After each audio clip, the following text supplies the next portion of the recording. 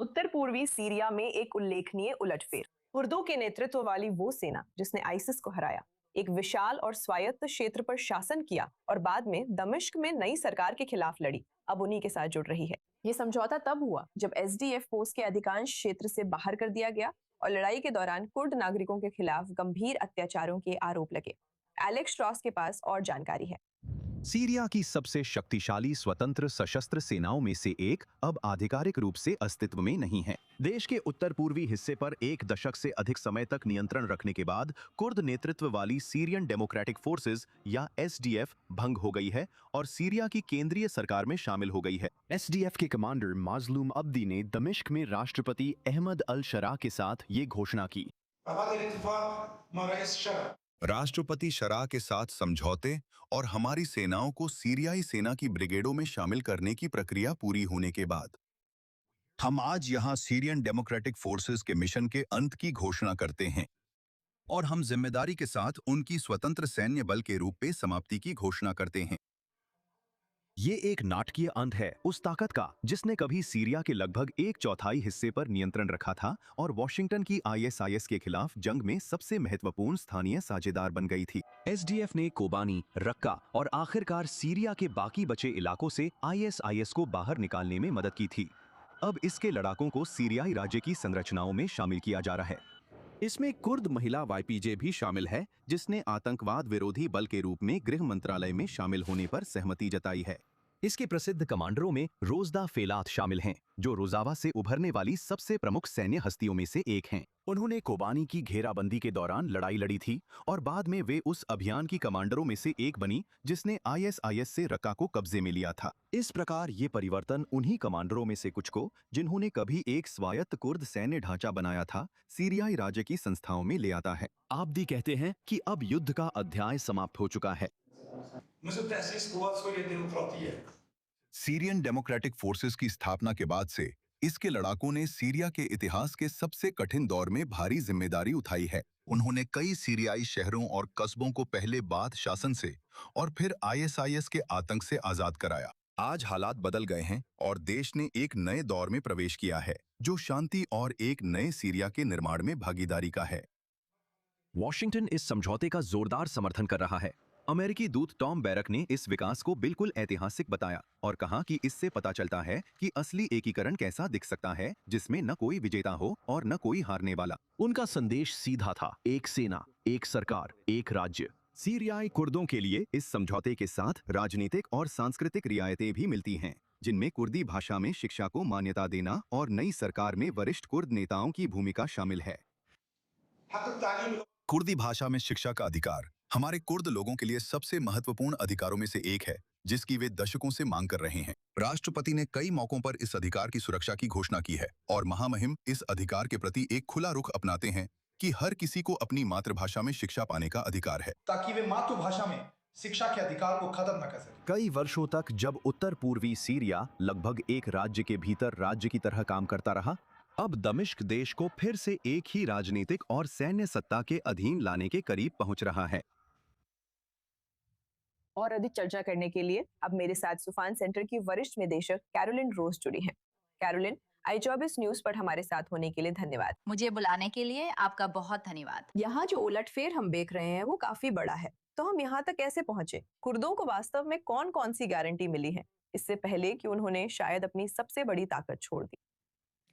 बिल्कुल, देखिए मेरा मानना है कि ये कोई रातों रात होने वाली प्रक्रिया नहीं थी। हमने देखा था कि सीरिया में असद के पतन के तुरंत बाद, सिर्फ कुछ महीनों बाद, शुरुआती वसंत में नई केंद्रीय प्रशासन और कुर्द नेताओं ने एसडीएफ के हिस्से के रूप में, साथ ही उत्तर पूर्वी सीरिया के स्वायत्त क्षेत्र की उनकी सरकार ने वास्तव में बातचीत की प्रक्रिया को शुरू करने के लिए मुलाकात की, जो बहुत लंबा समय ले गई। हमने देखा कि 2025 के दौरान और 2026 में भी बातचीत समय समय पर टूटती रही।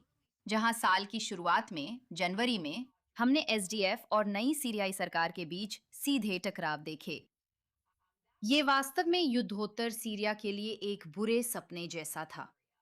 और यही वजह है कि मुझे लगता है कि आज हमने जो फैसला देखा उसे लेने में वास्तव में तेजी आई, जिसमें ना केवल एसडीएफ बलों का समावेश है और वो सुरक्षा तंत्र है जो उत्तर पूर्व को घेरे हुए था, बल्कि इसके अलावा सीरिया में सीरियन डेमोक्रेटिक फोर्सेस का आधिकारिक रूप से विघटन भी शामिल है। एसडीएफ ने एक दशक तक आईएसआईएस से लड़ाई लड़ी है और सीरिया की नई सेना में कुछ पूर्व जिहादी गुट भी शामिल है, कैरोलिन, और अब कुर्द लड़ाके खुद को उन्हीं चरमपंथी नेटवर्क से जुड़े लोगों के साथ सेवा करते हुए पा रहे हैं जिनसे वे कभी लड़े थे।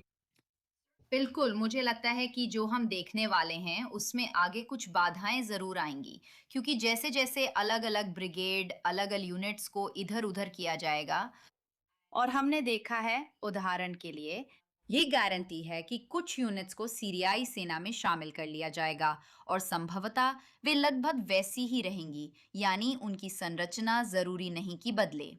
उनका स्थान, वे किसका प्रतिनिधित्व कर रहे हैं और साथ ही उनका आतंकवाद विरोधी पहलों पर बहुत गहरा और उच्च स्तर का ध्यान भी बना रहेगा। लेकिन साथ ही वे सीरियाई सेना के बलों के साथ-साथ प्रशिक्षण भी लेंगे, जिनमें से कई के पास अलग-अलग युद्ध क्षेत्र के अनुभव हैं। कुछ सीरिया के उत्तर पश्चिमी इदलिब प्रांत से हैं, जो शायद पहले हयात तहरीर अल शाम का हिस्सा रहे होंगे। मुझे ये भी लगता है कि कुछ साझा अनुभव और कुछ साझा सबक हैं जो इन अलग-अलग इकाइयों के लिए एक दूसरे के साथ साझा करना बहुत महत्वपूर्ण होगा जब वे अपनी क्षमता बढ़ाने की कोशिश करेंगे। और वो वास्तव में उनका अनुभव है जो उन्होंने इस्लामिक स्टेट और सीरिया भर के अन्य आतंकवादी नेटवर्क के खिलाफ आतंकवाद विरोधी अभियानों में हासिल किया है। मुझे लगता है कि ये बहुत महत्वपूर्ण होगा और शायद एक साझा अनुभव होगा जो लंबी अवधि में क्षमता को मजबूत करेगा। लेकिन अब इन शिविरों में आईएसआईएस की जेलों का नियंत्रण किसके पास है? खैर, कुछ को खाली कर दिया गया है। उदाहरण के लिए, हमने अल होल जैसे एक स्थान को पूरी तरह से खाली होते देखा। हमने अलरोज शिविर में भी आंशिक खालीकरण और प्रत्यावर्तन के प्रयास देखे हैं। एक शिविर ऐसा भी रहा है, अलख्तरीन के एक शिविर में नए निवासियों की आमद हुई है। और फिर कुछ जेलें ऐसी भी हैं जहां अब भी कथित आईएसआईएस सहयोगी और आईएसआईएस लड़ाके रखे गए हैं। कुछ सबसे खतरनाक लड़ाकों को वास्तव में पड़ोसी इराक में स्थानांतरित कर दिया गया है, जहां उन्हें संघीय हिरासत में और कई जेल प्रणालियों में, खासकर बगदाद में, रखा गया है। तो मुझे लगता है कि हम जो देखने जा रहे हैं वो ये भी है कि एसटीएफ और असाइश बलों से सीरियाई संघीय सरकार को जिम्मेदारी सौंपी जाएगी। ये निश्चित रूप से कुछ जिम्मेदारियों के साथ आएगा और ये बहुत महत्वपूर्ण होगा कि प्रबंधन का ये हस्तांतरण सुचारू रूप से हो। जैसा कि हमने कुछ महीने देखा था, वहां कई बार भागने की कोशिशें हुई थीं, साथ ही महिलाएं और बच्चे भाग निकले थे और इन बंदी गृहों के अंदर मौजूद लड़ाकों ने भी भागने की कोशिश की थी। इसका तुर्की के लिए क्या मतलब है? अंकारा एसडीएफ के पूर्व नेतृत्व को पीकेके का विस्तार मानता है, तो क्या तुर्की नेतृत्व इस एकीकरण से संतुष्ट है? मुझे लगता है कि वे संतुष्ट होंगे। मुझे लगता है कि आप जानते हैं, ये हमेशा तुर्की के लिए एक कथित बाधा के रूप में काम करता रहा है और हमने देखा कि तुर्की ने उत्तरी सीरिया में बार-बार घुसपैठ की ताकि एसडीएफ इकाइयों और जिसे वे पीकेके का विस्तार मानते थे, उसका मुकाबला किया जा सके। मुझे लगता है कि आखिरकार हम अभी भी तुर्की का बढ़ता दखल और प्रभाव सीरिया के नए रक्षा क्षेत्र और सुरक्षा क्षेत्र में देख रहे हैं। लेकिन मुझे नहीं लगता कि तुर्की एसडीएफ इकाइयों को संघीय सरकार में शामिल करने के मामले में आक्रामक रुख अपनाएगा। क्या ये कुर्द एकीकरण आगे चलकर अन्य अल्पसंख्यकों जैसे द्रूज और अलवी लोगों के लिए सीरियाई राज्य में शामिल होने का एक मॉडल बन सकता है, या फिर दमिश्क में जो हो रहा है उसमें वे बहुत अलग हैं?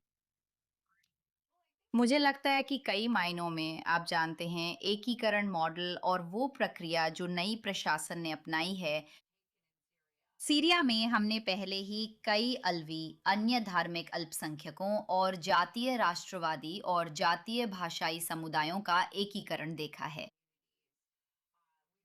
हमने देखा है कि इस समेकन के परिणाम स्वरूप छोटे मिलिशिया नेटवर्क्स का विघटन हुआ है, साथ ही आतंकवादी घोषित संगठनों का भी विघटन हुआ है।